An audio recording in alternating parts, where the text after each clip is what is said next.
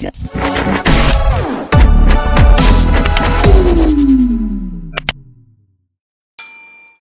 up, everybody? It's Flacco back at it again with another Madden YouTube video. Today we're going to be doing one on the most overrated and underrated cards. This is going to be more of like the present time, so the end of the year kind of stuff.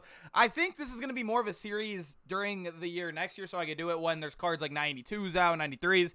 And remember, when we're doing a video like this, if I say a card is overrated, that doesn't mean the card is bad. It genuinely does not mean the card is bad. It just means that a lot of people rate them or have them in a spot where they shouldn't be, in my particular mind.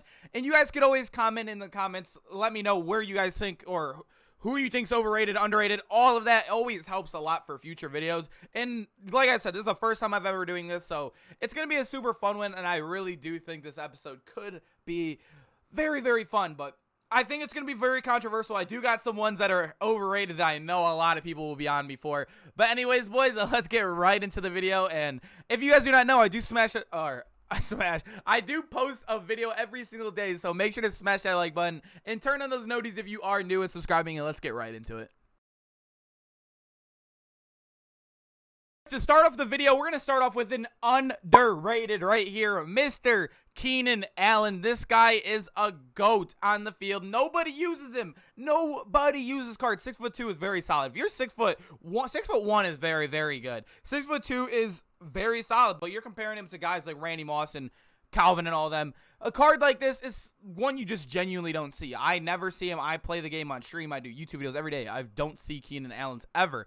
But he gets 99 speed, any theme team. He gets great route running at the short and medium. The deep is a little lower, but it's still very, very good. This guy, honestly could be a very good slot guy. Route runner archetype as well, one of the best in the game. Route tech for 3 AP. So if you, I don't recommend route tech on next gen, but current gen, Keenan Allen's a beast. This card is super underrated. Another spot at underrated, we do have another wide receiver here, and it's going to be Lance Alworth, another route runner that maxes out at almost every single route running there. I think the one will hit 98 after the power up if you're running balanced offense like most people are. He's about as good as it gets is catching. All going to be 97 plus after the power up, and he's 99 speed any theme team with the arguably the best archetype of the game at a wide receiver. Don't know, I just stuttered there. I have no clue, but this card is very, very good, and I think a lot of people don't use him because he gets shied out by those bigger names, and that's why I think a card like this is underrated, and I think he should be on a lot of people's teams. Here is an overrated card, our first one of the video. Like I am going to tell you guys, overrated does not mean it's a bad card. This card is still very good. It's still a top 10 receiver in this game. But people have him above CD, they have him above everybody else, and it's simply off of name value. It simply is. Justin Jefferson, this card is not a top 3 receiver in the game. I don't even think he's top 5. I think he's around the 7 or 8 range, or could be a little high. I'd have to look at it exactly. But people are, I remember in my Twitch chat yesterday, in my comments, people were telling me Justin Jefferson is way above every golden ticket receiver. And I literally simply asked them why, and they couldn't tell me why. I think it has to do with name value. CD is taller, bigger, has better everything. And obviously those other guys that are 99 speed and also 6'5" are very good. Like I said, this doesn't mean he's a bad card. It simply means people have him a lot higher than where he should be. And yeah, he's still a good card, just simply overrated in this game. The quarterback that I think is underrated, Daunte Culpepper, was a GOAT at his 91 or 92. I can't remember the exact over. I think it was 91 if I'm not mistaken.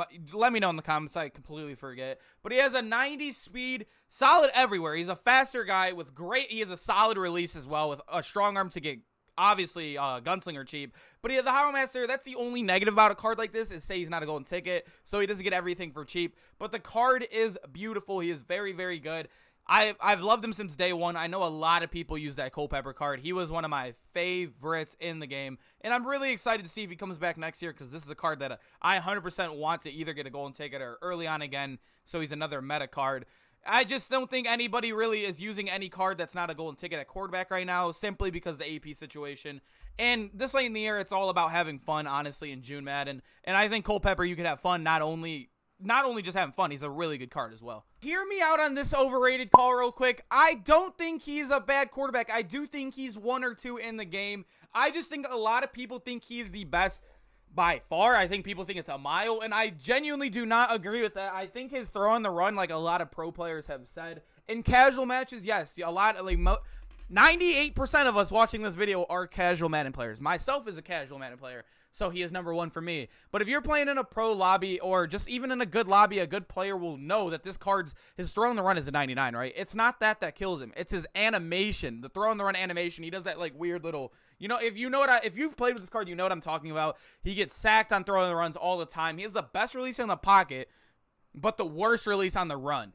That is a negative this late in the year in Madden because obviously there's a lot faster players on defense, and also the DBs are insane, and you're going to have to get out the pocket with all the great defensive linemen in the game. So I do think he is number 1 in casuals, like I said, but a good player will make you pay for using Rodgers. That's why you still see a lot of people using, say, an RG3 this late in the year, because simply you just can't do with that throw on the run. Current gen, I would say RG3 is like more of the better option, but next gen, there's not really, you know, like, running with the quarterback isn't that good anyway, so Aaron Rodgers is definitely the move. But he, like I said, he's still number 1 or 2. It's just more people. I think a lot of people have him by this much of a gap between RG3, but I really think it's like right about here. By far the most underrated player on defense is Mike Evans. I've seen so many golden ticket tier lists, so many everything of this card simply being at one of the worst golden tickets in the game because he doesn't get 99 speed. He is 6'5". He is 6'5". You can genuinely get a great gist of how the game is being played.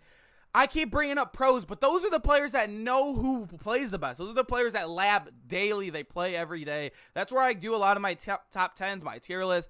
I literally look at them. I also do it myself. I use every card. I'm broke right now, but you guys have known I've done gameplay. I can get any card I want.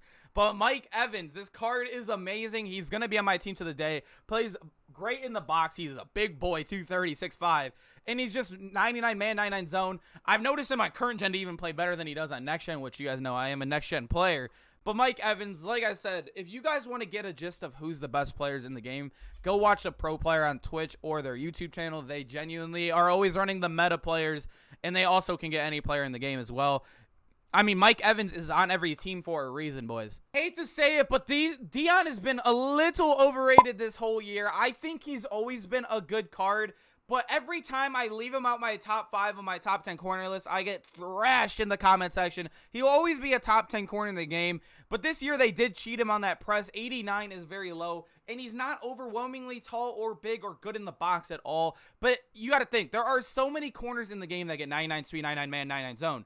So are we just putting Delon in the top 3 because of his name? I mean, I genuinely don't understand it sometimes.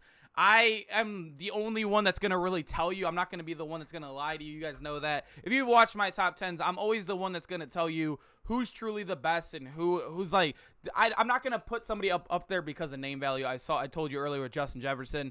And Deion's another one. I'm not going to put him in my top 5 because simply his name's Delon.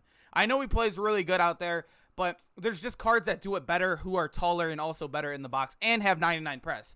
And it's June. We need 99 press, and everybody runs man or presses. I say Jamal Adams is a little underrated. You don't see him as much out there getting flushed away from DK and Carl Banks out there and say, I don't even know, like, yeah, it's really Carl Banks and DK. But Jamal Adams is underrated. Best archetype in the game at run support if you're not a golden ticket. 6'1", 213. He's 99 speed, 99 man, 99 zone, 99 power. He is amazing at everything. 80-something block shed, I believe, as well. 87 block shed before the power up. 92 change direction. He is about as good as it gets with the best archetype. And you don't see him out there as much as you used to. Would say is 96 or 97, whatever the team. I think it was 96 for the team of the year. And he's just not as popular, and I do think he is one of the best cards in the game. I know this might shock a lot of people, but this 99 Montez Sweat, he has the stats of a goon, right? But sometimes you got to play with the card to really realize how good they truly are. And Montez, with the best stats in the game and the fastest end in the game, it seems like he doesn't shed as he should with these stats, if that makes sense. I've played him at D tackle, I played him at right end, left end, everything. I've even dropped him into coverage. He is, like I said, he is still very good. Overrated does not mean he's a bad card. I just think a lot of people think he is like the best of the best when I've never noticed him to strictly dominate a game like I'd like him to, especially for the price I paid for him when I first got the card. I don't know. Montez, like I said, he's still a must on your team because there's just simply no great right ends compared to him in this game. It's kind of a lackluster position. But Montez Sweat is still very good. I just think a lot of people think he's the best by far, and It just never seems to be that way on the field. The last underrated of the video, we have Jeremy Shockey. This card is never, ever, ever used. Super cheap, and he gets a goal 99, so I know a lot of people like that. Best archetype in the game at tight end possession. That's easily the best. 6'5", 250, can air truck. He is tall, has 85 run blocking, 99 short and medium route running when powered up. Great catching, all 97 plus, with 2 of them hitting 99s, and one of them is going to be a 98 when powered up. And he's 92 base speed. And nobody uses this card. I know he's not like the sexiest name. He's not a Kittle. He's not a Robert Woods gold ticket. Calvin Johnson's obviously the best. But if you're a budget guy or simply you just want to use a good second tight end, Jeremy Shockey is amazing, and don't know why I don't see him out there. Boys, I hope you guys enjoyed this video. I love doing different type of videos, especially this late in the year. I'm testing around the waters, seeing what works, what not works, so we could carry it into Madden 22, which is under 50 days now. I believe it's 49 days. Yes, I am counting down. I have it in my phone. It's going to be a big year for me. I'm super excited about it. But anyways, boys, if you guys enjoyed this video, make sure to turn on the notices and also smash that like button for more future videos. And also, boys, I need some ideas in the comments. It's getting tough out here. It's June, Madden. There's not much out there. Make sure to let me know in the comments down below. And I'll see you guys in the next video. Peace out, boys.